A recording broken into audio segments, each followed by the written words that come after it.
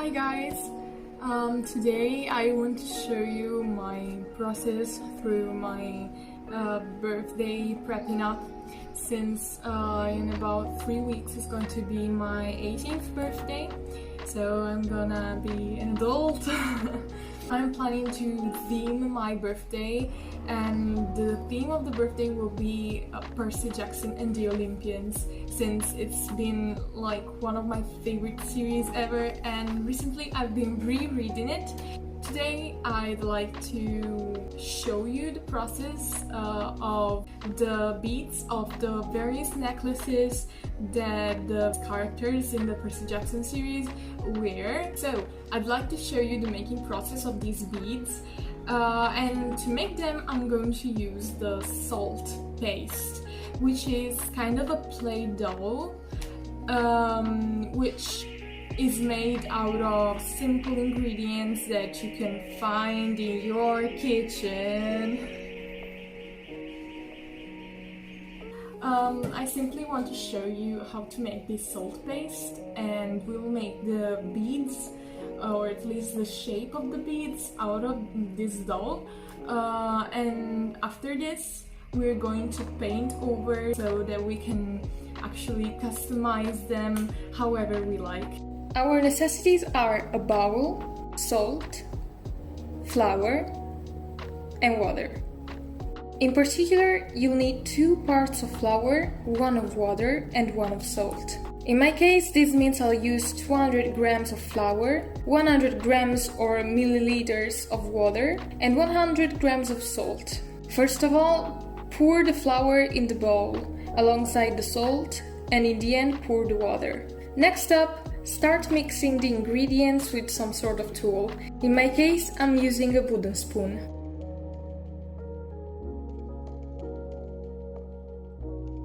When you see that the water has been completely absorbed by the flour and the salt, start mixing the paste with your own hands to make it more compact.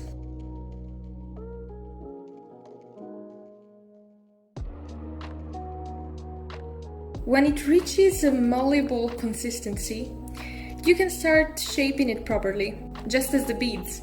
Of course, you can use the salt paste recipe for whatever shape you'd like to get. It's just like Play-Doh. Since I need some beads, I'm gonna shape it ball-wise and pierce the paste with a toothpick.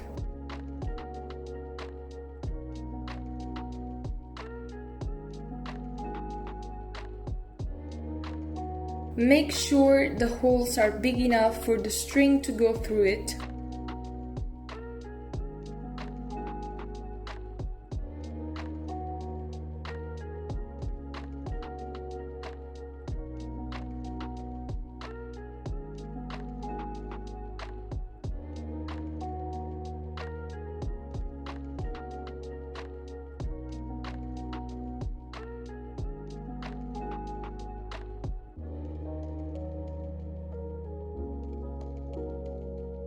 Once you're done, let them dry under the sunlight. Of course, the amount of time it takes depends on the shape, so I recommend you check it out yourself. But for me, the paste took about 1 full day to dry. Afterwards, you can paint them however you like. I personally took inspiration from the Percy Jackson series, but most of the beads were also customized accordingly to the future owners, which are my friends. They don't necessarily need to be works of art, so just have fun and enjoy the process. The last thing to do, of course, was to put the beads together through the string.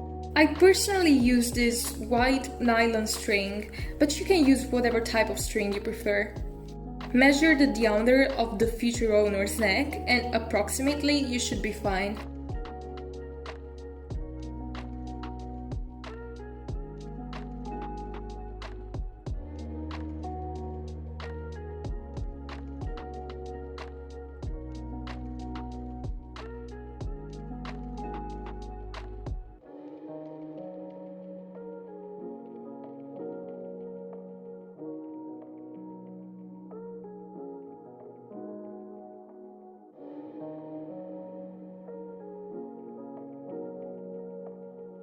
And here they are, all of our Camp of Blood necklaces together, waiting for my friends to wear them. Now let's talk about the t-shirt.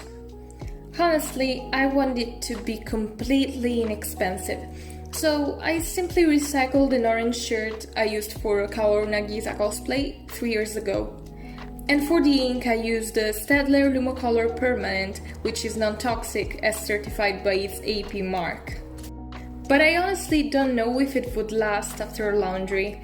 Luckily, I only need to use this once for my birthday, so it didn't really bother me. Same goes for the Domio's logo on the t-shirt, didn't really care about it. Of course, if you can afford to buy the marker, I recommend you use the laundry version of this same marker. I'll leave the Amazon link in the description box below.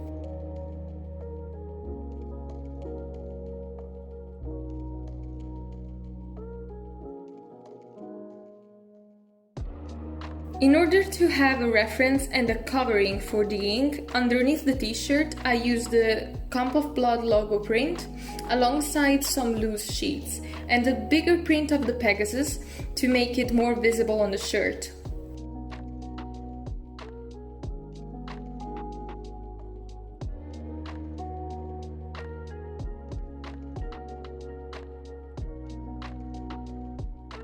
Unfortunately, the lettering came out quite off-centered, cause I'm an idiot and I didn't think about it first.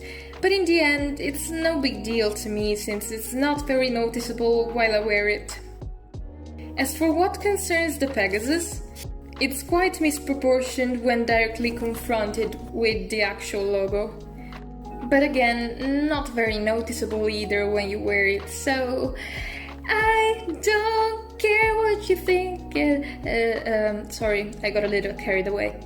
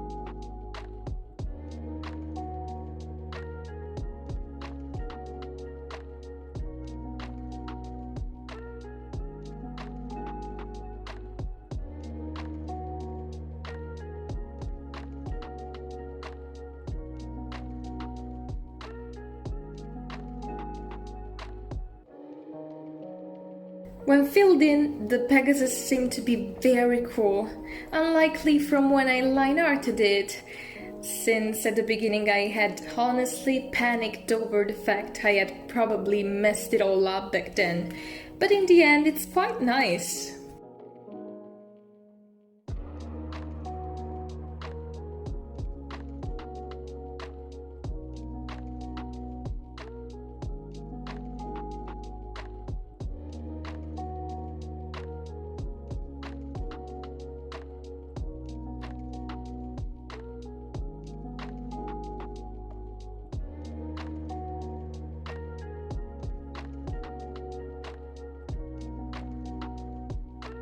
Once completely dried, I had a lot of fun wearing the t-shirt, but I guess Senaclusmos didn't show up anyway.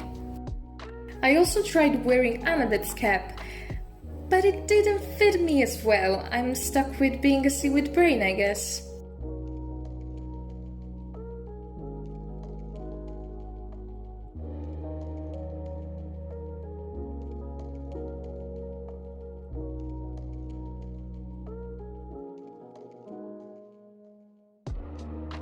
I hope you enjoyed these two almost failed DIYs. If you want to hear more from me, hit that subscribe button and leave a like and a comment if you had fun with me. See ya in the next video, bye!